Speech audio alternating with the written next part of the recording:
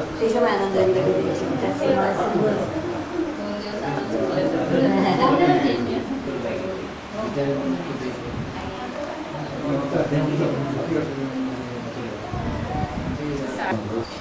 जय रघुवीर समर्थ शुका सारिखे पूर्ण वैराग्य जाचे वशिष्ठा परिज्ञान योगेश्वराचे कवी वाल्मिका सारिखा न्यायसा नमस्कार माझा सद्गुरु रामदासा सदाशिव समारंभां शंकराचार्य मध्यमाम् अस्मदाचार्य पर्यन्तां वन्दे गुरु परम्परां मन्नाथ श्री जगन्नाथ मद्गुरो श्री जगद्गुरु मदात्मा सर्वभूतात्मा तस्मै श्री गुरवे नमः। कृपाकटाक्षाची किरणे मोहसमुद्राचे आटणे घडे जया त्या श्री कृष्णे बंधू तयाते जय जय रघुवीर समर्थ। मी समर्थांना वंदन करते, श्री गुरूंना वंदन करते, सर्व श्रोत्यांना वंदन करते आणि आपलं चिंतन सुरू करूया। गेले 4 दिवस काही भक्तीच्या प्रक्रिया बघितल्या। समर्थ काय सांगतात? कर्म म्हणजे काय, क्रिया म्हणजे काय, कर्म काय, कर्मयोग म्हणजे काय आणि निष्कर्म सिद्धीपर्यंत जायचं। जीवनमुक्त अवस्थेमध्ये जे संत जो आनंद उपभोगतात त्या आनंदापर्यंत जाण्याचा जो काही प्रवास आहे तो आपण बघतोय। वेदविहित कर्माने चित्ताची शुद्धी होते आणि वेदविहित निष्काम उपासनेने चित्त शांत होतं आणि असं हे शांत झालेलं चित्त जे आहे ते चैतन्य तत्वामध्ये सहज विलीन करता येतं। त्याच्या प्रक्रिया आपण आज थोड्या बघणार आहोत। भक्तीमध्ये आपण बघितलं की नवविध भक्तीचे जे प्रकार आहेत, भक्तीचे 4 स्तर किती प्रकारचे आहेत। भजनामिती भक्ती, व्यंजनामिती भक्ती, भागवती भक्ती आणि भजसेवतां स्त्रियांकिनमिती भक्ती, हे 4 पदर आपण बघितले। त्यानंतर नवविध भक्तीच्या टप्प्यामध्ये श्रवण म्हणजे काय बघितलं, कीर्तन बघितलं, नामस्मरण भक्तीचा पूर्ण शास्त्रशुद्ध विचार केला, आत्मनिवेदन भक्ती बघितली आणि त्यानंतर आज आपण पादसेवन भक्ती बघितली आणि त्यातले शेवटचे जे पुढचे टप्पे ते आज आपण बघणार आहोत। त्याआधी आपण असं म्हटलं होतं की देवांचेही 4 प्रकार आहेत। तो आपला मुद्दा राहिला होता।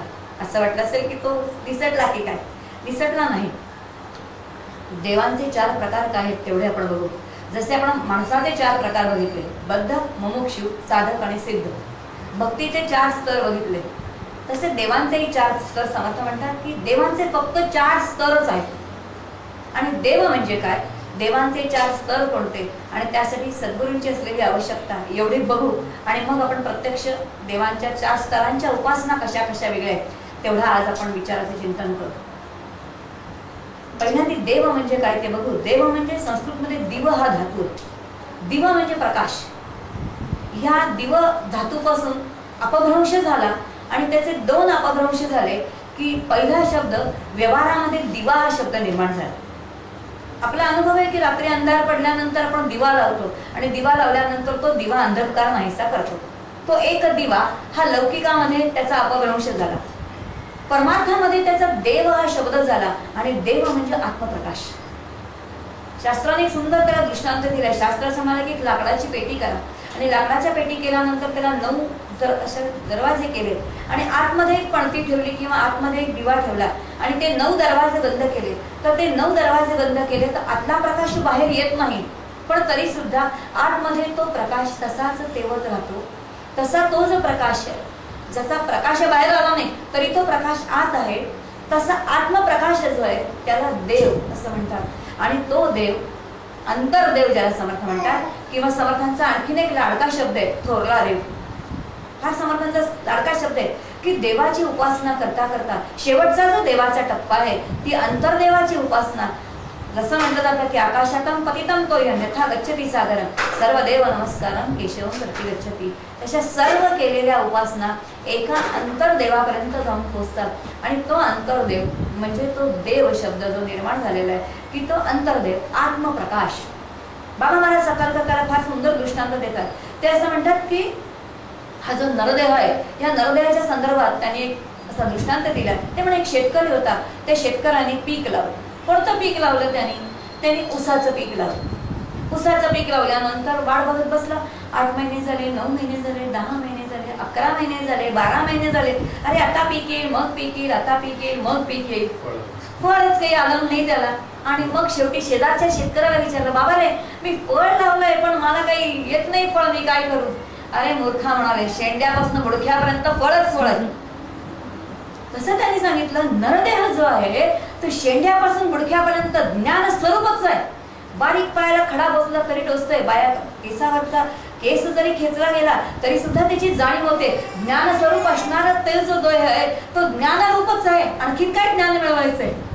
पण त्याचं असलेलं अज्ञान त्याला जाणवणं, त्या देवापर्यंत जाण्याचा जो प्रवास आहे ती उपासना आहे. त्यामुळे देव हा शब्द जो आहे तो आत्मप्रकाश या संदर्भामध्ये वापरलेला प्रकाश आहे.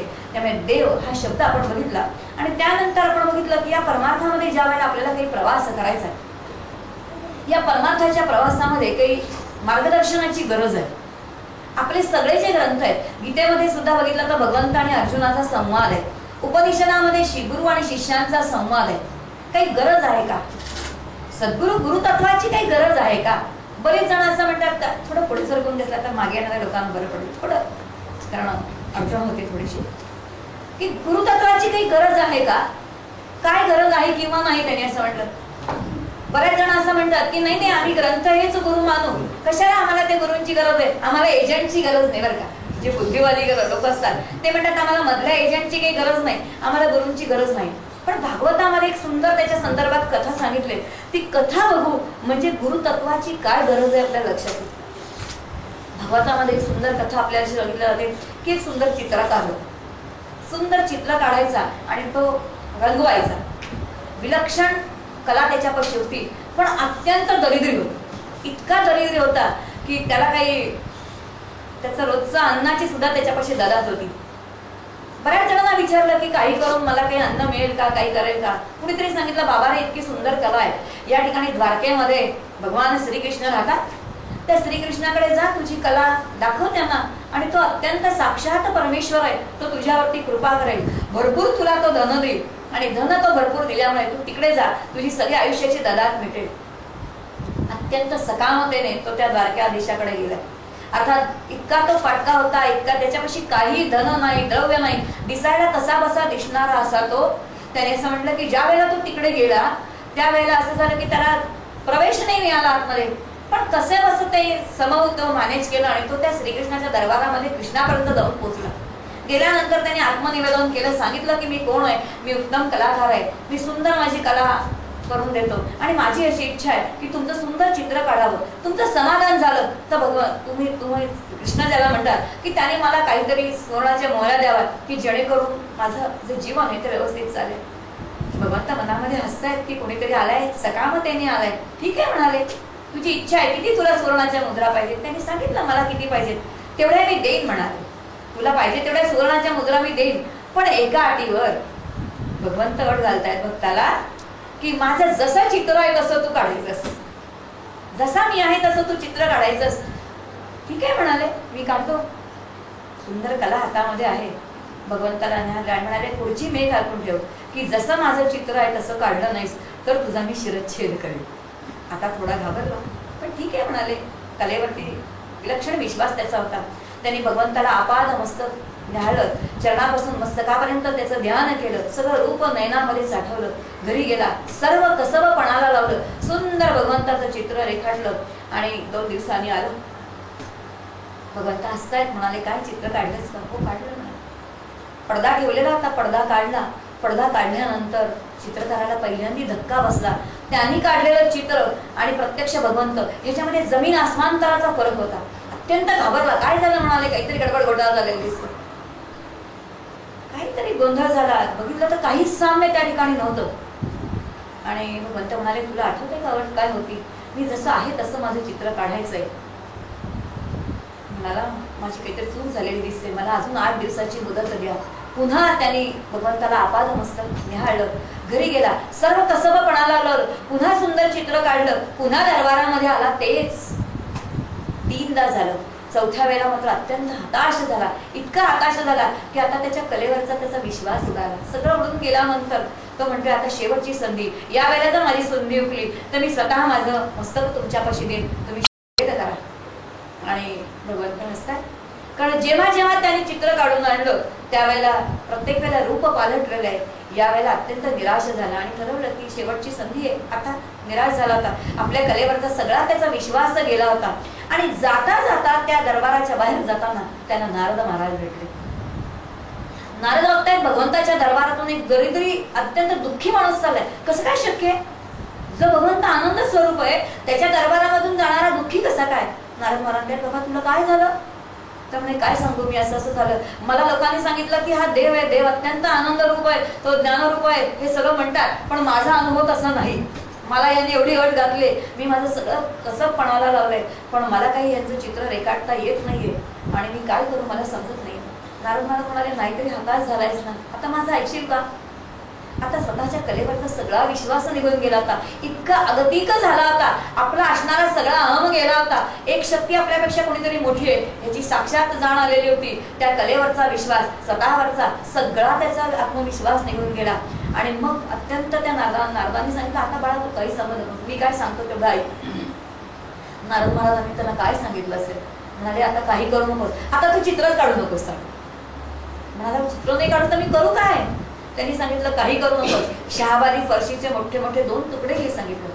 एक फरशी घे आणि त्याच्यावरती दुसरी फरशी ठेव आणि 8 दिवस आणि रात्र न दमता न थकता नुसतं ते घासत राहा. एका दगडावरती दुसरा दगड घे आणि घासत राहा, दुसरं काही करू नकोस. आता इतका हताश झालेला होता. नारदांचं त्यांनी ऐकलं, काही केलं नाही. घरी गेल्यानंतर दगड घ्यायचा, एका दगडावरती दुसरा दगड घासायचा आणि मग सांगितलं तो दगड घेऊन त्या दरबारामध्ये नारद मुनींनी सांगितलं.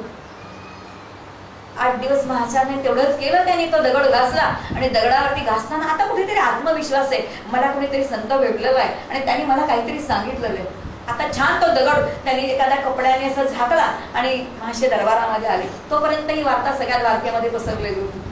सगळ्या दरबारामध्ये लोक बघायला की आता काय होणार या चित्रकाराचं. सगळे जमलेले आहेत त्या ठिकाणी. भगवंत त्या ठिकाणी हसले, म्हणाले, आलास का चित्र घेऊन? हो आलो म्हणाले. काढलेस का चित्र? हो काढलं चित्र.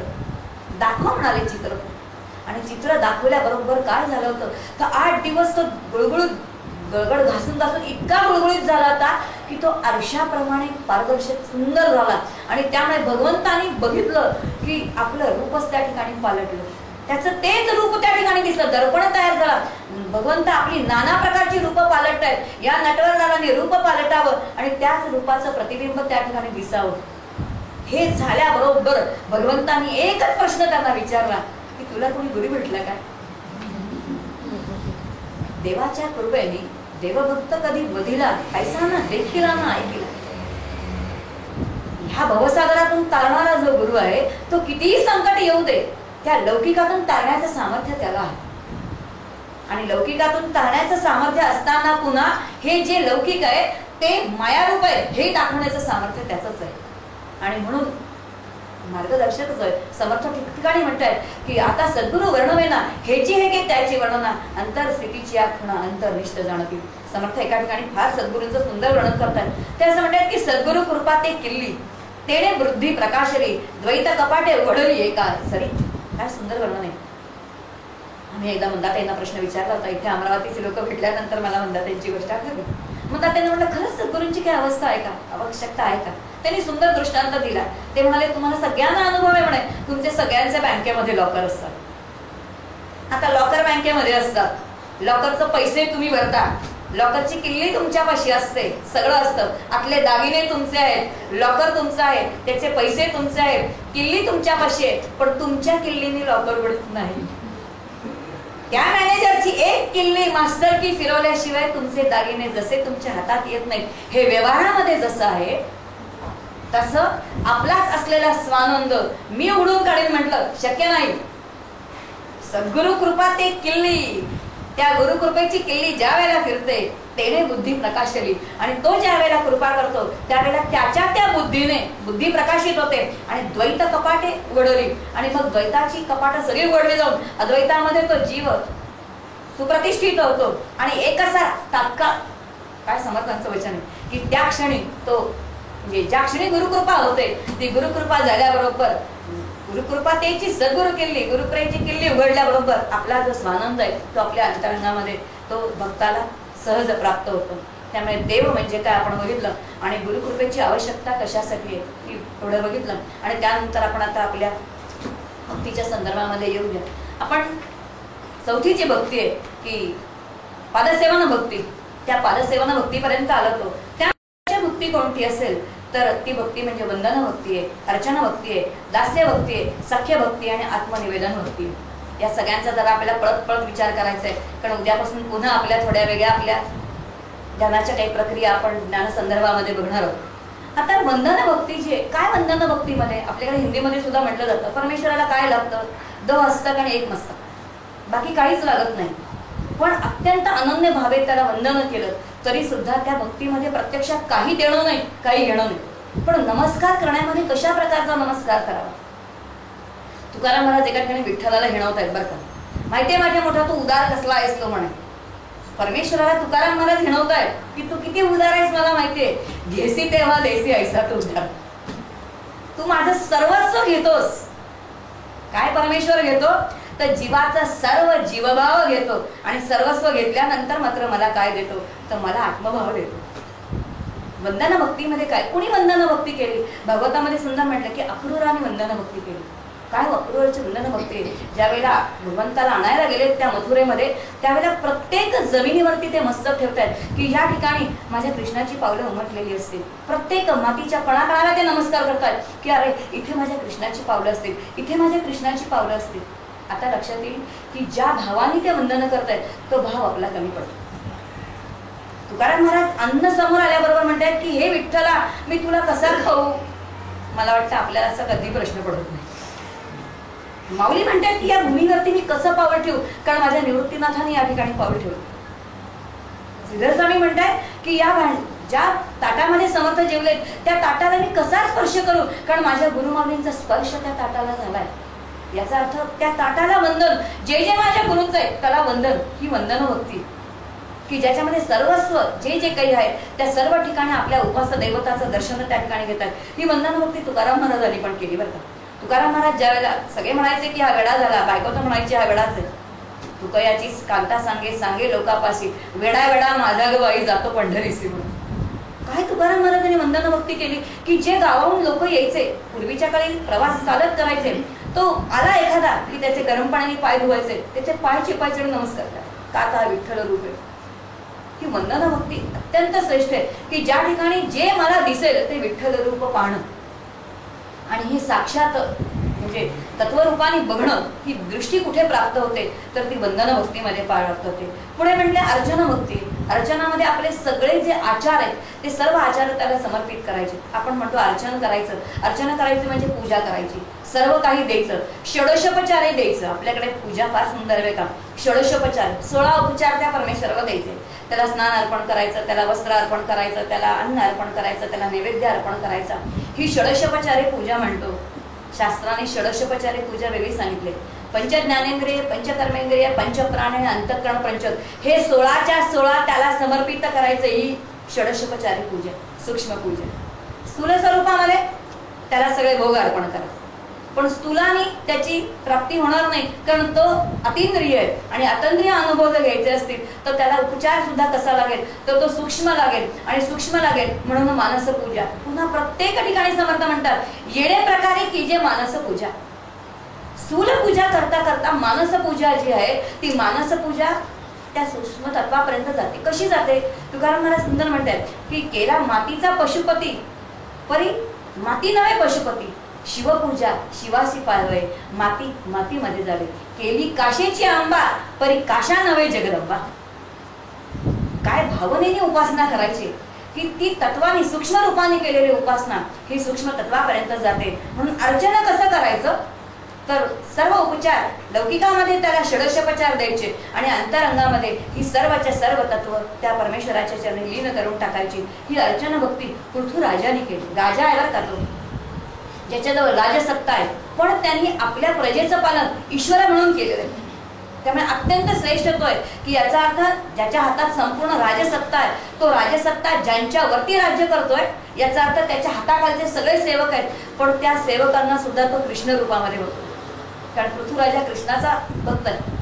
त्यामुळे पृथ्वी सारिका अंतरी वाटत आहे, समर्थांचं जे वचन आहे त्याच्यामध्ये म्हटलेलं आहे. त्यामुळे अर्चना भक्तीमध्ये सर्व जे जे काही आहे ते उपचार त्याला पाहिजे आणि आपण असे जे जे पाहिजे ते ते भगवंताशी पाहिजे. आता लक्षात ठेवा, आपण पूजा किती वेळा करतो?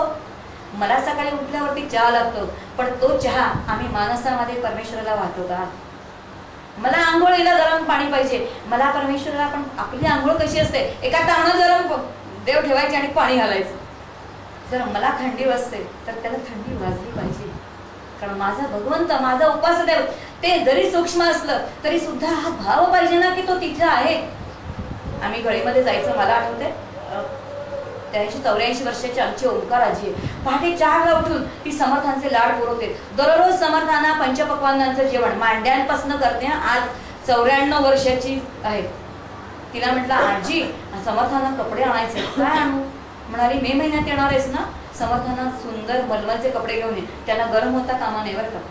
पहिला तिचा हट्ट होता की समर्थांच्या देवघरामध्ये फॅन आणला पाहिजे. तुम्हाला पंखा लागतो, समर्थांना नाही का गरम होत? आणि म्हटलं, रामाला कपडे?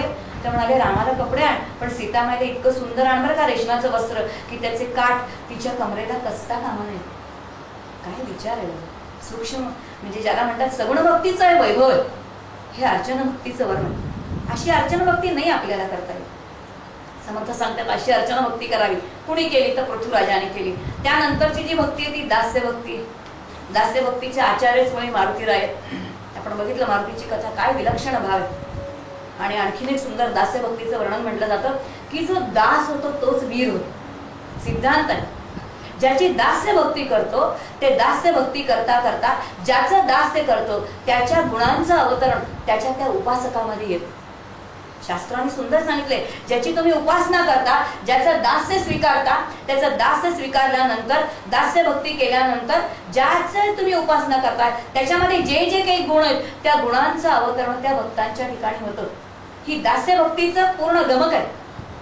त्यामुळे रामाची उपासना करता करता मारुतीराय कुठे झाले तर रामरूपच झाले. मारुती रामाचं दास्य करता करता रामरूपच झाले आणि तरी सुद्धा काय झाले तर दास्य म्हणून राहिले. म्हणून रामदास समर्थांनी नाव सुद्धा कोणतं घेतले तर रामदास. त्या करुणाष्टकामध्ये सुंदर म्हणले की खरी भक्ती त्या हो जगी मारुतीची, अरे रामदासा परी मारुती नसे तो बेहदा जळी गार जैसा. पाण्यामध्ये जर एखादा बर्फाचा खडा ठेवला तर जसा खडा तो वेगळा दिसतोय, पण तो वेगळा दिसला तरी सुद्धा तो पाण्यापेक्षा वेगळा नाही. तसा भक्त जरी भगवंतापासून वेगळा दिसला तरी सुद्धा त्या दोघांमध्ये इतकं ऐक्य झालेलं आहे की तो भक्त म्हणूनच राहतो, पण अंतरंगाने तो कसा झालेला आहे तर तो त्याच्या उपास्य रूपच झालेला आहे. हे दास्य भक्तीचं गमक. मग दास्य कसं करावं सुंदर सांगितलंय की काय काय करावं. माऊलींनी तर इतकं सुंदर दास्य केलंय की काय निवृत्तीनाथांची उपासना सुंदर केली की काय देऊ निवृत्तीनाथांना ते म्हणतायत की सर्व काही मी देतो, मी तुमची किती प्रकारे उपचार करतो, तुमचं पादसेवन करतो, तुमचं सर्व काही. ज्ञानदेवांची जर दास्य भक्ती बघितली तर ती विलक्षण आहे. ते असं म्हणतात की काय काय माझ्या गुरूंचं आसन मी होईन, माझ्या गुरूंचं ताट मी होईन, माझ्या गुरूंचं अन्न मी होईन. त्यांनी पिकदाणी घालायची असेल तर ती पिकदाणी सुद्धा मीच होईल. म्हणजे स्थूल देहाने तर मी सर्व त्यांची उपासना करेन, पण इतकंच नाही तर सूक्ष्म रूपाने ज्या वेळेला माझा देह नसेल त्यावेळेला, देह जरी माझा नसला तरी सुद्धा माझ्या गुरूंवरती जर वारा वाहत असेल तर त्या वाऱ्याला मी नमस्कार करेन. तो वारा सुद्धा मीच होईल, फुलं सुद्धा मीच होईल, सर्व काही मीच होईल. हे दास्यभक्तीचं गमक. सर्व काही दास्य जे जे मला करायचंय ते माझ्या उपास्य दैवताचं मी करीन. याचा अर्थ किती सुंदर सांगितलेलं आहे की आपले जे उपचार आहेत इथे लक्षात येतं की आपल्याला प्रपंचामध्ये आपण नाना तऱ्हेचे उपचार करतो. काय सुंदर संत सांगतायत की प्रपंच उपाधी न सांडिता जनामध्ये सार्थकता विचारायची होईल. आता मी जे उपचार करतोय ते फक्त माझ्या प्रपंचासाठी न करता करताना करायचे आणि फक्त परमेश्वराचं नाव घ्यायचं की हे त्याचे उपचार केलं म्हटलं तर तीच उपासना झाली. आणि मी करतोय प्रपंच केला तर तीच क्रिया झाली. क्रियेचा कर्मयोग करणं किती सोपं आहे, फक्त त्या ठिकाणी तेच सर्व काही करायचं, पण करताना परमेश्वराला आणलं की तो योग झाला आणि नुसतं केलं की ती क्रिया झाली. आणि अशी दास्य भक्ती समर्थ सांगतायत. पुढची म्हटले सख्य भक्ती. आता सख्य भक्ती भगवंत कधीच करणार, भक्त कधीच करणार नाही. मला असं वाटत नाही की आपल्या बरोबर काही गुरु असतील किंवा आता समर्थ असतील तर मी असं कधी म्हणणार नाही समर्थ माझे मित्र आहेत बरं. समर्थ माझं उपास्य दैवत आहे. माझं सर्व जे जे काही आहे, माझं सर्व अहम मी त्यांच्या चरणी सोडणार. त्यामुळे सख्य भक्ती भक्त कधीच करीत नाही. सिद्धांत आहे, सख्य भक्ती भगवंत कधीच करत नाही. सख्य हे भगवंताकडून केलं जातं. त्याचं आणि फार छान उदाहरण आपल्या सगळ्यांना माहिती आहे की भगवंताने अर्जुनाला गीता सांगितली. गीता सांगितल्यानंतर अर्जुन म्हणतोय की तुझं ते जे रूप आहे ना, तू म्हणतेस की हे विश्वरूप हे मी आहे, ते मी आहे, ते मी आहे, चंद्र मी आहे, सूर्य मी आहे, सगळं मी आहे, पण ते मला कुठे कळतंय? ते रूप मला दाखव. विश्वास नाही त्याचा की हा भगवंत आहे, मला दाखव. आणि त्यांनी दाखव म्हटल्याबरोबर श्रीकृष्णाने त्याला रूप दाखवायला सुरुवात केली.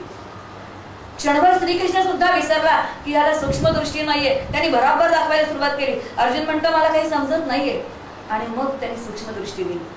याचा अर्थ सख्य कोणी केलं तर भगवंताने अर्जुनाशी केलेलं आहे, अर्जुनाने भगवंताशी केलेलं नाही. त्यामुळे सख्य भक्ती ही भगवंताकडून होते. आता आपल्यासारख्या सामान्यांच्या बाबतीत सख्य भक्ती होणं शक्य आहे का? काही सिद्धांत आहेत का? काही प्रक्रिया आहेत का? सुंदर रामसुखदासजी महाराजांनी नामसंदर्भाच्या नामभक्तीच्या संदर्भामध्ये मला आठवतं मी सांगितलेले की एखादा नामसाधक जर नामसाधना करतोय, नामसाधक करता करता जर त्याचं नाम परावाडीपर्यंत पोहोचलेलं आहे, त्याची काही उपासना चालू आहे, त्याचं काही स्मरण चालू आहे, आणि जर त्याला अशा कामामध्ये प्रपंचामध्ये त्याचं विस्मरण घडलं तर त्याला आत्मधून कोणीतरी सांगतं की बा जीवा तू नाम घ्यायला विसरलेला आहेस. अशी जर भक्ताची अवस्था असेल तर रामसुखदासजी म्हणतात की तुमच्या त्या नामाची, तुमच्या त्या स्मरणाची त्या भगवंताला सवय झालेली आहे. इथे भगवंतानी भक्ताशी सख्य भक्ती सुरू केलेली. ही सख्य भक्तीचं नाम आहे. जय अर्जुना सारखे सख्य केले, मुळी होऊन या द्वैत निशेष केले, तरी सीता नायकाचा पुढावा. समर्थ त्या करुणाष्टकामध्ये सांगताय. आणि त्यानंतरची जी भक्ती आहे ती आत्मनिवेदन भक्ती. सगळ्यात शेवटची टप्पा जो आहे तो आत्मनिवेदन भक्ती. साधकाने ही भक्ती कधीही आपल्या डोळ्यासमोर आड ठेवता कामा नये, कारण हा शेवटचा भक्तीचा टप्पा आहे. कारण आपण बघितलं की पहिल्या ज्या 7 आहेत त्या उपासना आहेत. श्रवणम उपासना आहे, कीर्तनम उपासना आहे, नामस्मरण उपासना आहे, पादसेवन उपासना आहे, किंवा वंदन आणि अर्चन जे आहे ते सर्व दास्य भक्तीपर्यंत उपासना आहे. कारण त्या शरीराने करायचे आहे आणि काहीतरी केल्यानंतरचा जो परिणाम आहे ती अंतरंगामध्ये भक्ती उदयाला येते. म्हणजे पहिल्यांदा अत्यंत प्रेमाने परमेश्वरावरती सर्व हे उपचार अर्पण करायचे. पुन्हा एक आहे की ज्याच्यावरती आपण उपासना करतोय त्याच्यावरती आपलं विलक्षण प्रेम पाहिजे. प्रेमलक्षणा भक्ती सुरुवातीला उपासनेमध्ये प्रेमलक्षणा भक्ती, आणि त्यानंतर ज्ञानलक्षणा भक्ती, आणि ज्ञानलक्षणा भक्तीमध्ये जी सख्य भक्ती आहे ती सख्य भक्ती परमेश्वराकडून सुरू होते, आणि त्यानंतर आत्मनिवेदन भक्ती येते. ही आत्मनिवेदन भक्ती म्हणजे निवेदन करणे, म्हणजे समर्पण करणे, सांगणे. निवेदन करणे म्हणजे सांगणे. आपण म्हणतो ना आत्मनिवेदन. आता आत्मनिवेदन म्हणजे सांगणे अशा अर्थाने नाही. निवेदनचा एक अर्थ सांगणे अशा अर्थाने आहे की परमेश्वराला सर्व काही सांगावं. एक गुलाबराव महाराजांचा सुंदर अभंग आहे बरं का. गुलाबराव महाराज म्हणतात सुख देवासे सांगावे, सुख देवासे मागावे, दुःख देवाला सांगा. जो काही आपला उपचार आहे, आपला जो संवाद आहे तो संवाद देवाशीच करावा. सर्व काही जे उपचार आहेत निवेदन कोणाला करावं तर देवाला करावं. व्यवहारामध्ये आपण एखाद्याला आपलं दुःख सांगितलं तर त्याचं इतकं सामर्थ्य नाहीये की तो दुःखाचं निवारण करू शकेल. जसं मला एखादा रोग झाला तर मी रोग्याकडे जाऊन काय उपयोग आहे, मला डॉक्टरांकडेच गेलं पाहिजे की जो माझा रोग बरा करू शकेल. तसा ज्याला भवरोग झालाय त्यांनी कुणाकडे जावं, त्या परमेश्वराकडे जावं, संतांकडे जावं की जे आपला भव निर्णय विरसून टाकण्याचं सामर्थ्य त्यांच्यापाशी आहे. त्यामुळे निवेदन शब्दामध्ये विद शब्द आहे. विद म्हणजे जाणणे आणि नियते म्हणजे घेऊन जाणे. 2 धातू आहेत त्याला. नियते म्हणजे घेऊन जाणे आणि विद म्हणजे जाणणे. विद्वान शब्द त्याच्यावर जाणार. विद विदती जाणणे. आता जाणीवपूर्वक काय करायचंय, निवेदन करायचंय, आणि निवेदन करायचंय म्हणजे स्वतःच समर्पण करायचंय, आणि समर्पण करायचं म्हणजे देऊन टाकायचं. काय देऊन टाकायचं आता परमेश्वराला? असं म्हटलं की भक्तांनी आपल्या अंतरंगामध्ये डोकवावं. आपण पूजा करताना कशा प्रकाराने पूजा करतो? बरेच वेळेला आपण म्हणतो आज मी पूजा केली आणि देवाला फुलं घातली. भाषा पण आपली कशी असते बघा. मी आज देवाला फुलं घातली. नंतर जेव्हा आपल्या लक्षात येतं की नाही मी देवाला फुलं घातली नाही बरं का, मी देवाला फुलं वाहिली. आपली भाषाच अशी असेल. जसजशी आपली उपासना वाढत जाते तसतशी आपली भाषा बदलत जाते. मी देवाला फुलं घातली, मी देवाला फुलं वाहिली, मी देवाला फुलं समर्पित केली आणि शेवटच्या टप्प्यावरती भक्त काही बोलतच नाही, तो देवाला फुलं घालत नाही, तो स्वतःच फुल म्हणून परमेश्वराच्या चरणी समर्पित होतो. हे जे समर्पित होणारे त्याला समर्थ म्हणतात की आत्मनिवेदन भक्ती. आत्मनिवेदन भक्ती विलक्षण समर्थाने सुंदर सांगितले. पण ह्या आत्मनिवेदनामध्ये सुद्धा ती अत्यंत स्थूलापासून सूक्ष्मापर्यंत जाणारी. कशी स्थूलापासून सूक्ष्मापर्यंत जाणारी? त्याच्यामध्ये समर्थ 3 प्रकारचे आत्मनिवेदन भक्ती सांगतात. पहिले समर्थ म्हणतात जड आत्मनिवेदन, दुसरं म्हणतात चंचल आत्मनिवेदन आणि तिसरं म्हणतात निश्चळ आत्मनिवेदन. आता भक्तांनी आणि साधकांनी कोणतं निवेदन करावं? तर हे निश्चळ आत्मनिवेदन हे त्यांचं ध्येय असावं. आता जड आत्मनिवेदन म्हणजे कशा प्रकारचं, काय प्रकारचं आत्मनिवेदन असेल, कोणत्या भूमिकेवरती भक्तांनी आढळावं? ह्याच्यासाठी समर्थांनी सुंदर ओवी म्हटले की जड आत्मनिवेदनाच्या बाबतीत समर्थ म्हणतात पदार्थ मने काया वाचा मी हा अवघाची देवाचा जड आत्मनिवेदनाचा विचार ऐसा.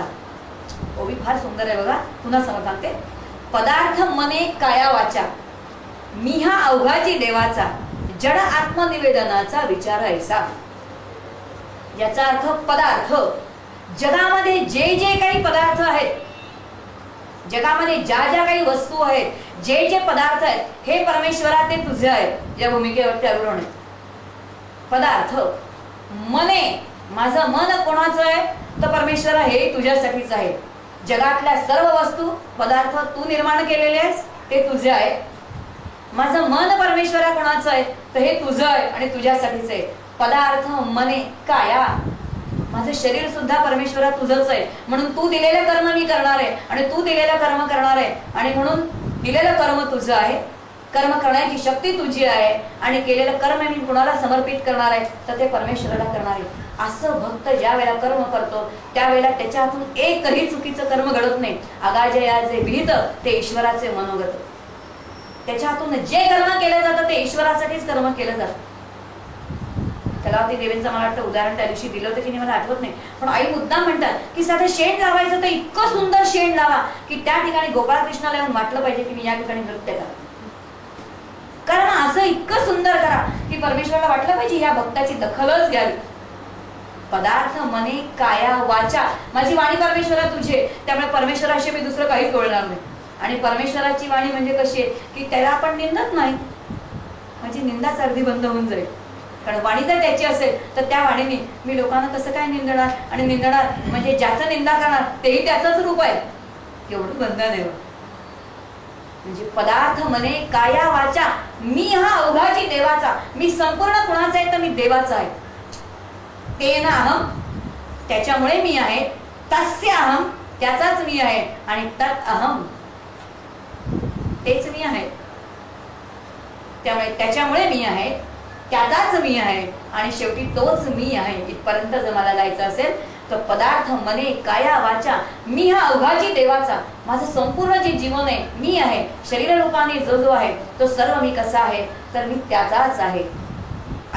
जड आत्मनिवेदनाचा विचार ऐसा. या एका भूमिकेवरती ज्या वेळेला भक्त अंतरंगाने जाईल, फक्त विचाराने जायचंय. हा हे कळलं पाहिजे की परमार्थ हा विचाराचा प्रांत आहे, तो कृतीचा प्रांत नाही. विचाराने कृती करायची, कृती करायची नाही असं नाही, पण विचाराने तिथपर्यंत जायचंय. त्यामुळे भक्त ज्या वेळेला या विचारावरती अडूईल तेव्हा समर्थ असं म्हणतायत की जड आत्मनिवेदनाचा विचार ऐसा. याचा अर्थ या भूमिकेवरती ज्या वेळेला भक्त जातो, फार भक्त उंची अवस्था आहे, अत्यंत उच्च भक्ताची अवस्था आहे, पण तरी सुद्धा ते जड आत्मनिवेदन आहे.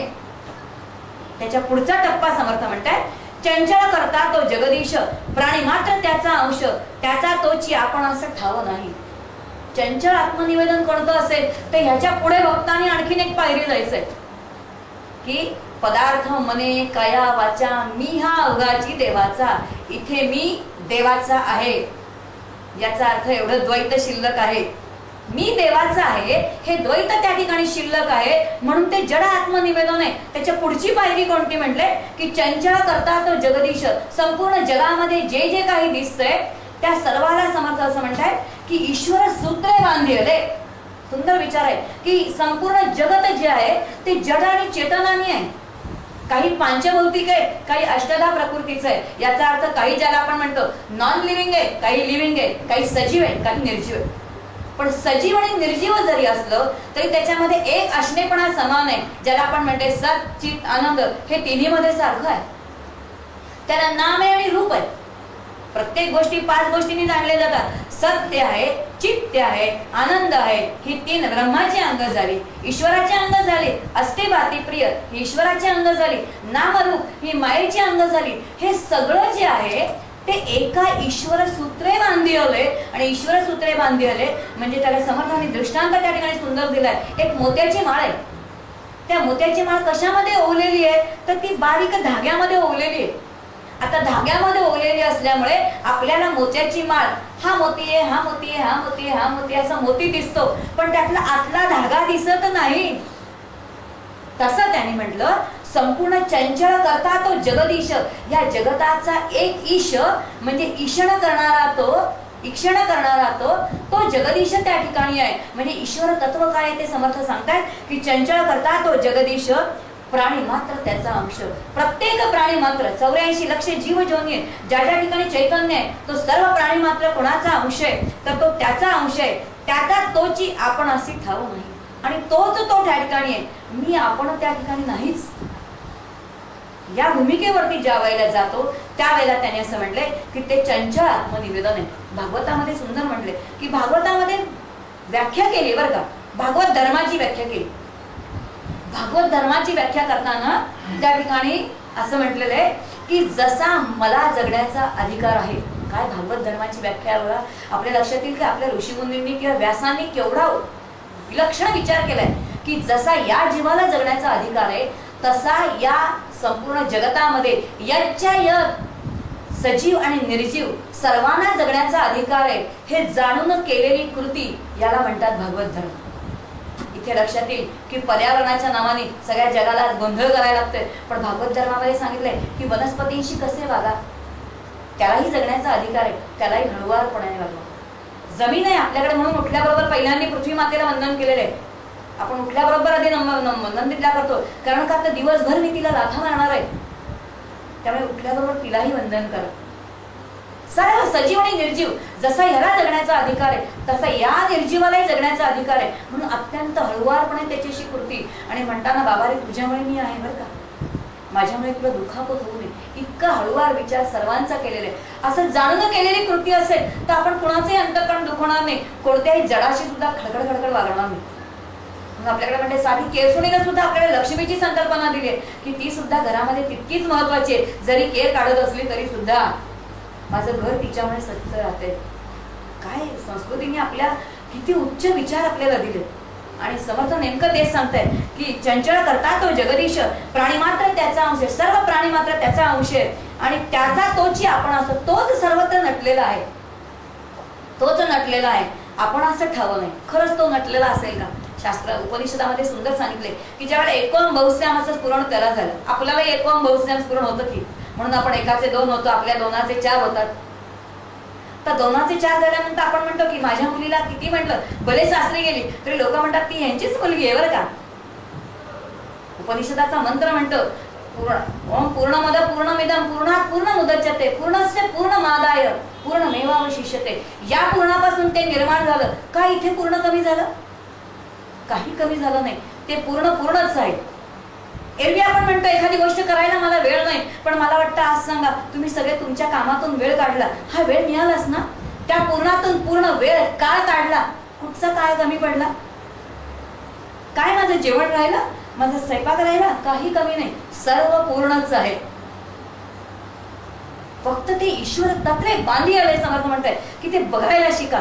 आणि या विचारावरती ज्या वेळेला बघता जातो तेव्हा समर्थ म्हणतायत ते निवेदन कोणतं आहे तर ते चंचल आत्मनिवेदन आहे. आणि ते सुद्धा समर्थांनी मान्य केले. चंचल म्हणतायत समर्थ, कारण का ते चंचल करता तो जगदीश, प्राणी मात्र त्याचा अंश. आता प्राणी मात्र त्याचा अंश आहे याचा अर्थ ते ईश्वर सूत्रांनी बांधलेलं आहे आणि ते ईश्वर सूत्र जाणणारा सूक्ष्म मी त्यापेक्षा वेगळा आहे. म्हणून हे चंचल आत्मनिवेदनच आहे. किती सूक्ष्म विचार करतात बघा.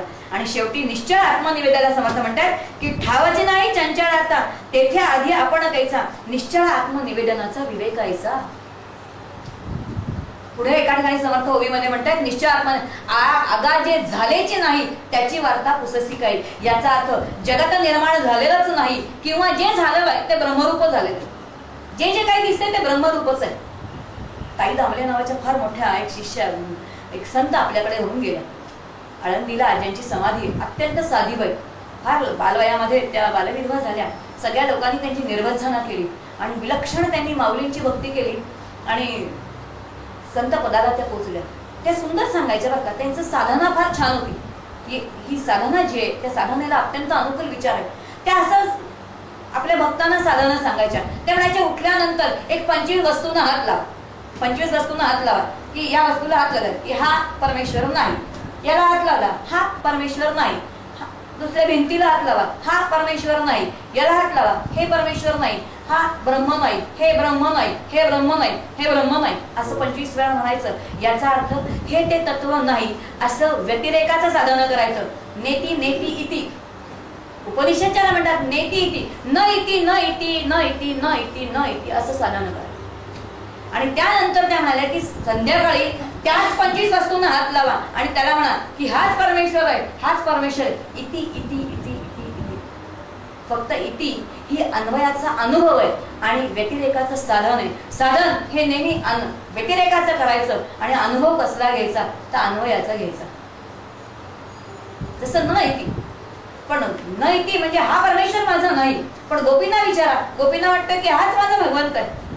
म्हणून लोणी विकताना सुद्धा त्याच्या लोण्यामध्ये त्यांना तो दामोदर दिसतोय. गोविंद घ्या गोपाळ घ्या म्हणतात, त्या लोणी घ्या म्हणत नाहीत, कारण लोण्यामध्ये सुद्धा त्यांना परमेश्वर दिसतोय. इति इति ही गोपिकांची दृष्टी आहे की जी अन्वयाची दृष्टी आहे. आणि साधन कोणतं असेल तर अन्वयाचं साधन आहे. म्हणून भक्त ज्या वेळेला या भूमिकेमध्ये आलोय की मी जन्मालाच आलेलो नाही आणि जगत झालेलंच नाही किंवा जे जगत निर्माण झालेलं आहे ते ब्रह्मरूप आहे आणि म्हणून मीही कसा आहे तर ब्रह्मरूपच आहे, या भूमिकेवर ज्या आढळेल त्यावेळेला जगत निर्माण झालेलं नाही, जे निर्माण झालंय ते ब्रह्मरूपच आहे. ठावची नाही चंचळाचा तेथे आधी आपण कैसा, निश्चळ आत्मनिवेदनाचा विवेक ऐसा. आणि हा शेवटचा जो टप्पा आहे ती आत्मनिवेदन भक्ती आहे आणि तिथपर्यंत सर्व भक्तांनी जायचंय आणि ते समर्थांचं ध्येय आहे आणि सर्व भक्तांचं ते असलं पाहिजे. आता इथपर्यंत कसं काय जाता येईल तेवढा थोडा आपण विचार करू. मला वाटतं पहिल्या दिवशी आपण एक ओवी विचारायला घेतली होती, त्याचा थोडा आता पुन्हा ती ओवी आणते. ती ओवी अशी होती की भक्तीचे योगे देव निश्चय पावती मानव, ऐसा आहे अभिप्राव ये ग्रंथी. भक्तीच्या सहाय्याने मानवाला देवाची प्राप्ती होते. आता ती देवाची प्राप्ती करताना आपण माणसांचे 4 प्रकार बघितले. एक म्हणजे बद्ध, दुसरा मुमुक्षु, तिसरा साधक आणि चौथा सिद्ध. जिथे आपण तिथून हळूहळू प्रवासाला सुरुवात करायची, एक एक टप्पा ओलांडत ओलांडत ईश्वराच्या कृपेने आपण बरोबर जातो. भक्तीचे 4 स्तर बघितले, भजनामिती भक्ती, भंजनामिती भक्ती, भागवती भक्ती, भजे सेवज्ञामिती भक्ती, हे 4 प्रकार. देवांचे 4 प्रकार आहेत. हे मात्र अवघड जातं की देवांचे खरेच 4 प्रकार असतील का, पण आपण म्हणतो 33 कोटी देव आहेत, पण समर्थ म्हणतात कितीही 33 कोटी नाही, ते 66 कोटी असू देत, पण ते फक्त चौघांमध्येच बसतात. आणि त्याच्यासाठी समर्थांची सुंदर ओवी आहे, त्या ओवीचं थोडं चिंतन करू म्हणजे ह्या शेवटच्या टप्प्यापर्यंत आपल्याला पोहोचता येतं का लक्षात येईल. समर्थाचं म्हणतात की देवांचे किती प्रकार आहेत तर ते 4 प्रकार आहेत. कोणती ओवी आहे त्याच्यासाठी समर्थांनी त्या राजपदामध्ये वापरले, अंतर्देव निरूपण. समर्थांचा शब्द अंतर्देव निरूपण नावाचा समासच आहे. त्या अंतर्देव निरूपणामध्ये समर्थ असं म्हणतात की एक तो नाना प्रतिमा, दुसरा तो अवतार महिमा, चौथा तो एक तो नाना प्रतिमा, दुसरा तो अवतार महिमा, तिसरा तो अंतरात्मा, चौथा तो निर्विकारी. हा सुंदर ओवी बरं का. एक तो नाना प्रतिमा, दुसरा तो अवतार महिमा, तिसरा तो अंतरात्मा, चौथा तो निर्विकारी. हे देवांचे 4च प्रकार आहेत, ह्याच्यापेक्षा देवांचा प्रकार नाही. आता लक्षात येईल की आपण जी उपासना करतो ह्या 4 मध्येच करतो. आता ह्या 4 मध्ये उपासना करताना कोणत्या टप्प्यापर्यंत जायचं तेवढा आपण विचार करू. पहिलं त्यांनी म्हटलंय की एक तो नाना प्रतिमा, प्रतिमा आणि मूर्ती ह्या सगळ्या या नाना प्रतिमेमध्ये बसतात. या बघितल्या तर जड आहे, हे सगळे जड आहेत. आता आपल्याकडे बघितलं तर समर्थ या ठिकाणी समर्थांची प्रतिमा आहे, ही जड आहे. आता ही जड असलेली प्रतिमा त्याच्यामध्ये काय घडतं बघा. आपल्याकडे आपण गणपती आणतो, आपण सगळे कधीतरी गणपती आणतो आपण बघत असतो, किंवा आपण गोकुळाष्टमीच्या गोकुळाष्टमीचा एक भगवंत त्या ठिकाणी बसवतो. आता जो गणपती बनवणारा कारखानदार आहे त्याच्या मनामध्ये असा भाव नाही की मी देव निर्माण करतो. तो मी गणपती देव निर्माण करतोय भावनेने निर्माण करत नाही. तो त्याच्या उदरभरणाची व्यवस्था म्हणून गणपती तयार करतो. किंवा श्रीकृष्णाची मूर्ती बनवणारा त्याच्या उदरभरणाची व्यवस्था म्हणून तो श्रीकृष्णाची मूर्ती बनवतो. पण तो गणपती ज्या वेळेला आपल्या दरवाजापाशी येतो त्यावेळेला मात्र आपण लगेच काय करतो तर त्याच्या पायावरती पाणी घालतो, दूध घालतो आणि त्याचं औक्षण करतो, त्याला कुंकू लावतो. या ठिकाणी काय प्रक्रिया घडते, सुंदर शास्त्र असं म्हणतं की आपला जो चैतन्य आहे ते चैतन्य आपण त्या ठिकाणी सुप्रतिष्ठित करतो. षोडशोपचारे पूजा करताना आपलं जे संपूर्ण आपण म्हणतो की मी पूजा कशी केली तर आपलं सगळं अंतःकरण, आपला जो सगळा भाव जो आहे तो चैतन्य त्या ठिकाणी आपण सुप्रतिष्ठित करतो. म्हणून ती षोडशोपचारे पूजा केली जाते. अशी षोडशोपचारे पूजा करून कसलं पूजन केलं जातं तर या मूर्तीचं किंवा प्रतिमांचं पूजन केलं जातं. म्हणजे त्या ठिकाणी आपण आपला भाव जो आहे तो सुप्रतिष्ठित करतो. आपण महालक्ष्म्या करताना त्या महालक्ष्म्या बसवतो बघा, त्याला साडी घालतो, दागिने घालतो आणि मग तिला आपण हलवून बघतो की व्यवस्थित बसले ना, तिला सुप्रतिष्ठित करतो आणि मग आपला सगळं जे जीव चैतन्य ते जीव चैतन्य त्याच्यामध्ये घालतो. म्हणून ते गुरुजी सांगतात की त्या गणपतीच्या हृदयाला हात लावा आणि मग हृदयापासून आपली जी प्राणशक्ती आहे ती प्राणशक्ती त्या ठिकाणी सुप्रतिष्ठित करा. ही सुप्रतिष्ठित कशी केली जाते तर एक तो नाना प्रतिमा, दुसरा तो अवतार महिमा. आपल्याकडे अवतार होऊन गेले, राम आणि कृष्ण आपल्याकडे अवतार होऊन गेले, विठ्ठल हा अवतार होऊन गेला, दत्त हा अवतार होऊन गेला. आता दत्ताची पूजा कशी करणार, रामाची पूजा कशी करणार. रामाची पूजा कृष्णाची पूजा करताच येत नाही. रामाची पूजा करायची म्हटले तर आता राम सगुण रूपामध्ये नाही, कृष्णाची पूजा करायची म्हटली तर कृष्ण रूप सगुण रूपामध्ये नाही. मग त्याची सोय काय आहे, शास्त्राने सांगितलं की कशा प्रकारे त्याची उपासना करणार, नाही त्याची उपासना करताय. मग एक तर कृष्णाची पूजा करायची म्हटली तर पुन्हा मूर्ती तरी आणली पाहिजे, नाहीतर त्याची प्रतिमा तरी आणली पाहिजे, म्हणजे पुन्हा ती जड झाली. मग अवतार जे आहेत ते सगुण साकार. सगुण साकार म्हणजे ज्यांनी अवतरण केलेलं आहे आणि अवतरण करणे म्हणजे वरतून खाली आणणे. जे आपल्या उद्धारासाठी आत्मस्वरूपाची ब्रह्मस्थिती सोडून आपल्यासाठी खाली गेले, ज्याने आपण बघितलं की आपला कर्म विग्रह आणि त्यांचा लीला विग्रहाने ते खाली आले. त्यांचं कार्य झाल्याबरोबर ते पुन्हा स्वतःच्या स्वस्थानी गेले. व्यवहारामध्ये आपण पुष्कळ फिरतो आणि रात्री घरी आल्यानंतर म्हणतो काय बरं वाटलं, स्वस्थ वाटलं नाही घरी आल्यानंतर. आता व्यवहारामध्ये जर मला माझ्या घरी आल्यानंतर इतकं स्वस्थ वाटतं तर जो जीव आत्मस्वरूपामध्ये स्वस्थानी प्रतिष्ठित झाला त्याला किती बरं वाटत असेल. थोडा रेशो अंदाजा आखडून बघावा की काय विलक्षण आनंद आहे त्या ठिकाणी. आता अवताराचं पूजन करायची काय सोय काय लावली आहे शास्त्राने. शास्त्राने असं म्हटले की जो सगुण साकार आहे त्याचं फक्त लीला वर्णन आहे बरं का. आणि लीला वर्णन म्हणजे अखंड त्याच्या गुणांचं वर्णन आहे. त्याच्या फक्त गुणांचं वर्णन करायचं, त्याच्याविषयीच बोलायचं. आत्मा अरे व श्रोतव्य, अरे व मंतव्य, अदेव निदिध्यास, तेच बोलावे आणि तेच बोला अखंड त्याच्याविषयी. म्हणून दोन भक्त असतील तर ते आपल्या उपास्य दैवताविषयी बोलतात बघा. आता साईबाबांचा भक्त असेल तर तो सांगतो की मला बाबांचा किती अनुभव आला, बाबा असे करतात, बाबा असे बोलतात, बाबा तसे करतात, बाबा ते करतात. समर्थांचे भक्त असतील तर म्हणजे मला समर्थांची अशी परिचिती आली, मी समर्थांकडे गेलो, असं झालं तसं झालं. आपण जे बोलतो ना हे लीला वर्णन आहे. आणि लीला वर्णन करणं म्हणजे त्याचं चरित्र गाणं, आणि चरित्र गाणं लीला वर्णन करणं हेच अवतार महिमेची उपासना आहे. अवताराची दुसरी उपासना करताच येत नाही. अवतार महिमेची दुसरी उपासना करता येणं शक्यच नाही, कारण त्याला करता येणं वागत त्याचं एकच उपासना म्हणजे त्याचं लीला वर्णन करणं. एक तो नाना प्रतिमा, दुसरा तो अवतार महिमा. म्हणून आपण श्रीकृष्णाचं वर्णन म्हणतो किती लीला सुंदर सुंदर आहे. भागवत कशासाठी आहे, त्याच्यासाठी आहे. भागवताचा उद्देश काय श्रीकृष्णाची लीला तो किती गोड झाला, मग त्यांनी किती ते लीला केल्या, मग त्यांनी ते लोणी कसं खाल्लं, किती फसवलं, त्यांनी ते सवंगडी जमवले, मग त्यांनी ती विटी गेली, त्या चेंडू त्या गारक्यामध्ये गेली, त्या कालियाच्या मस्तकावरती तो नाचला. हे सगळ्या लीला आहेत, आपण मुखाने ते गातो. आणि अवतारांची पूजन आहे ते फक्त लीला वर्णनाने करता येतं, बाकी कशाही संदर्भामध्ये उपासना करता येत नाही. तिसरा टप्पा आहे, एक तो नाना प्रतिमा, दुसरा तो अवतार महिमा, तिसरा तो अंतरात्मा. आणि अंतरात्मा म्हणजे ईश्वर तत्व आहे. ईश्वर तत्व हे स्वीकारावंच लागतं.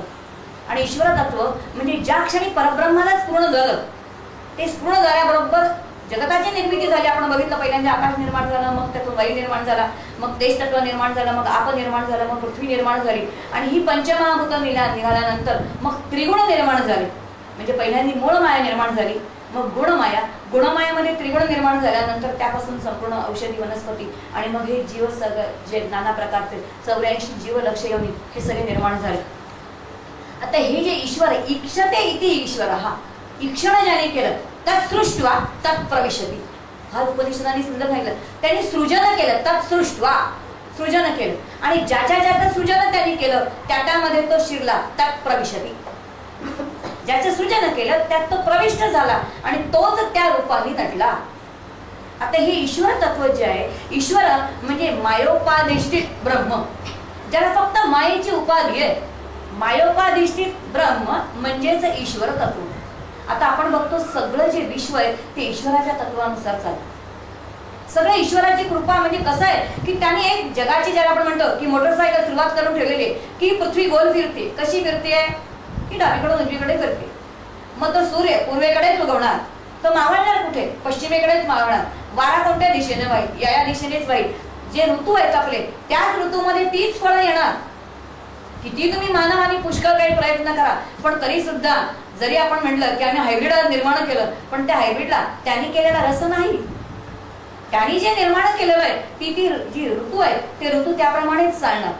जगताची जी सगळी गती आहे ती त्यानुसारच चालणार. जगताची संपूर्ण गती चक्राकार आहे. जिथून सुरू होतं तिथेच ते संपतं. सगळी वर्तुळाकार आहे.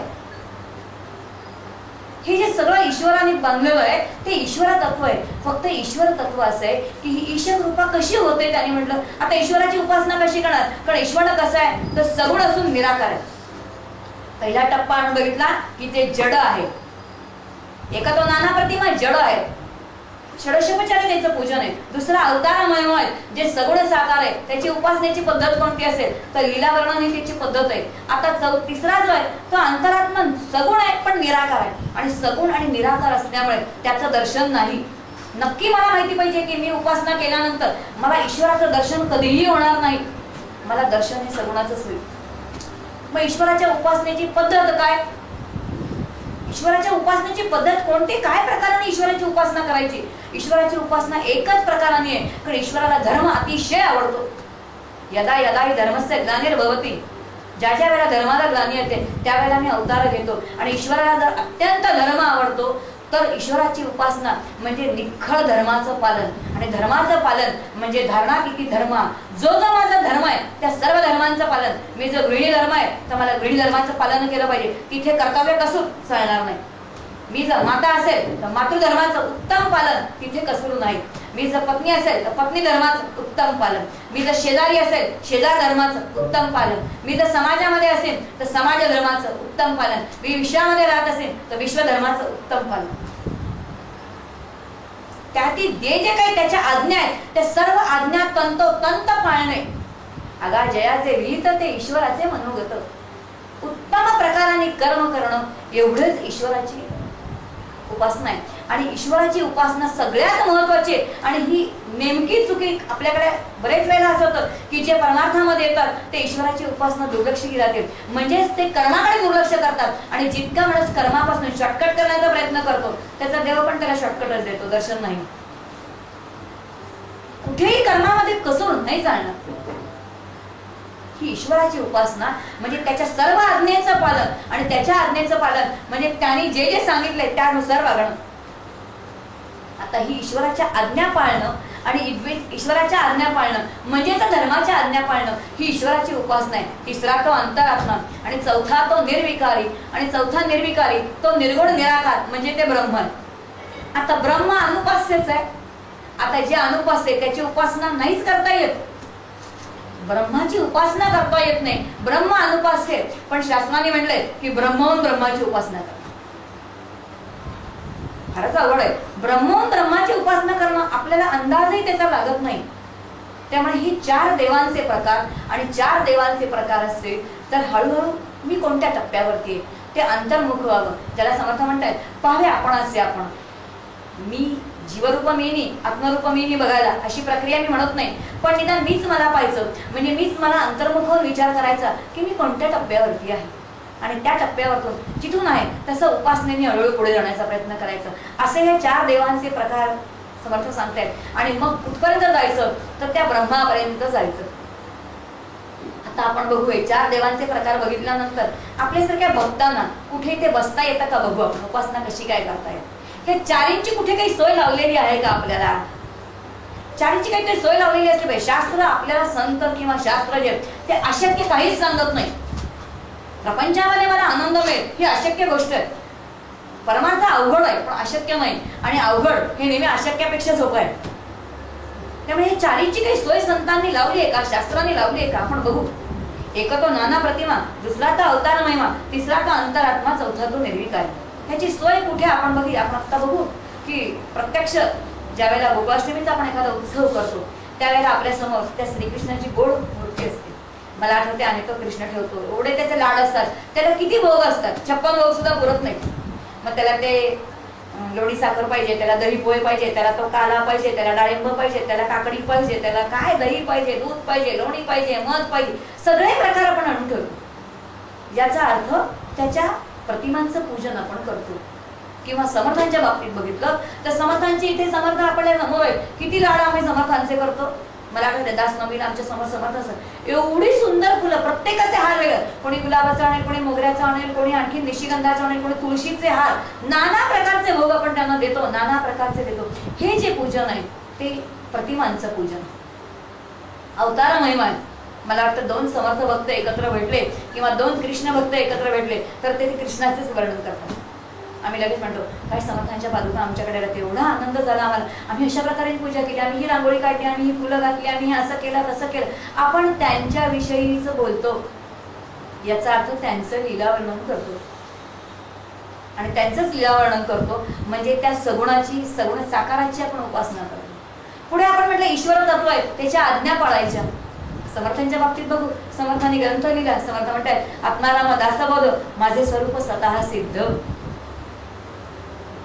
याचा अर्थ समर्थांनी दासबोधामध्ये जसं सांगितलंय तसं आचरण करणं ही ईश्वराची आज्ञा पाळणं.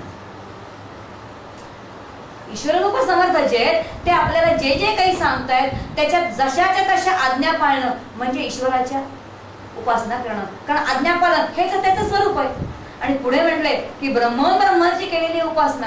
आता हा आपल्यासारख्यांना अत्यंत अवघड गोष्ट आहे, पण आपण थोडं एक उदाहरण बघू की श्रीधर स्वामींचं उदाहरण या ठिकाणी घेऊ.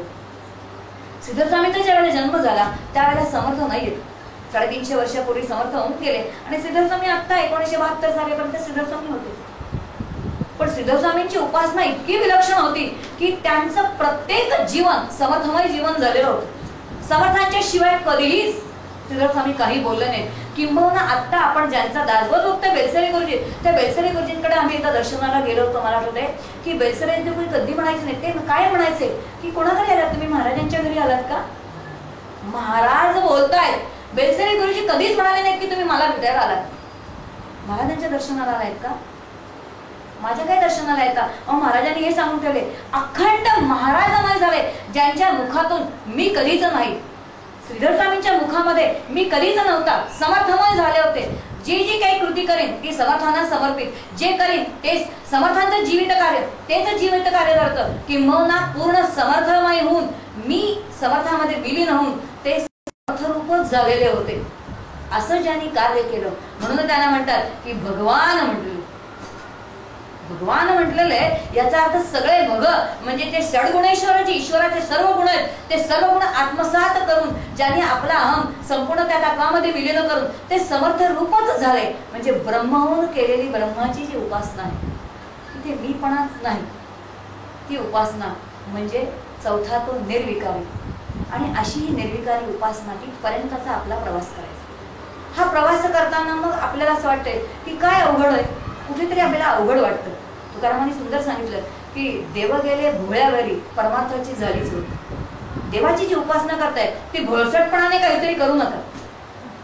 देव गेले भोळ्यावरी, परमार्थाची झाली चोरी. हा परमार्थ जो शुद्ध परमार्थ आहे ना त्याची चोरी झाली. याचा अर्थ तो दडून राहिला. तो का दडून राहिला, कारण का तर आपला भाव असतोय. भोळेपणा कुठे पाहिजे,